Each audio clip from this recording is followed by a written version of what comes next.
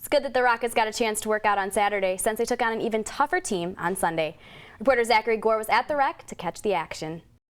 This past Tuesday, 3 university organizations hit the road to join the fight against cancer. With around 2,000 student volunteers, this year's big event is the largest in UT history.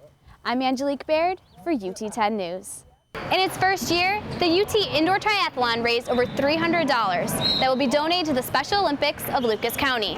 I'm Angelique Baird for UT 10 News. Welcome to UT News for the week of June 29th. I'm Angelique Baird. A University of Toledo medical student is getting some national exposure.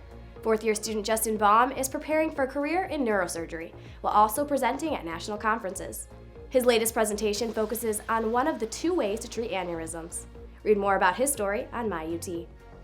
Change is happening on the northern side of main campus. The Brooks Observatory is receiving a new telescope, replacing the 100-year-old predecessor. Toledo has won the fight to keep traffic cameras operating within city limits. That's right, Gina. I looked into the city's battle against the state. Lucas County Judge Dean Mandros ruled to temporarily stop the enforcement of a new state law.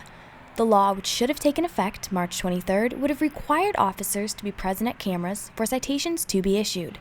This decision came after the city filed a preliminary injunction on March 13th, questioning the constitutionality of the Ohio traffic camera restrictions. This is a home rule issue, and under the Ohio Constitution, we have every right to enact our own set of laws, and that's why we went to court, and we believe we will prevail.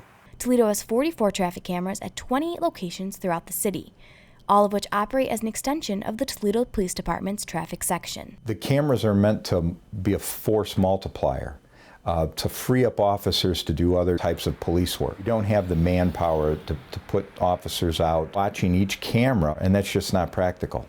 Judge Mandros' final order is expected in a matter of weeks. If the law stands, Toledo's cameras will become non-operational. A new ProMedica medical office has opened at Bay Park Hospital in Oregon. Not many people know that UT offers a cosmetic science major. For the first time in UT history, the tower at University Hall went dark. Between 2007 and 2015, 9 UT students violated the university's policy regarding sexual conduct. Local artists brought life back into an unused building with the 6th Artomatic. It may soon be legal to carry open containers outside of downtown bars. A Rocket women's soccer player is heading to the world stage this summer in Rio. The holiday shopping weekend wrapped up with online sales continuing to cut into retail profits. Along with final exams comes a heavy dose of stress and anxiety. The UT Counseling Center hosted De-Stress Fest to help relieve some of that burden. The University of Toledo has received a grant to help victims of sexual assault. The investigation of the UT chapter of Pi Kappa Phi fraternity has come to an end. Student government elected new leaders on April 15th for the next academic year. It was a tough weekend in Rocket sports. The women's tennis team took on the Cincinnati Bearcats, while Coach Tricia Cullip and the women's basketball team went to Akron to battle the Zips. But first, the men were out for revenge against Kent State in primetime on ESPNU Friday night. I'm Angelique Baird, and this is your UT 10 Sports Report. Basketball season is right around the corner, and both the men's and women's teams hit the court for a preseason doubleheader. First up were the Rocket women, who welcomed the Findlay Oilers to Savage Arena for a midday matchup on Saturday.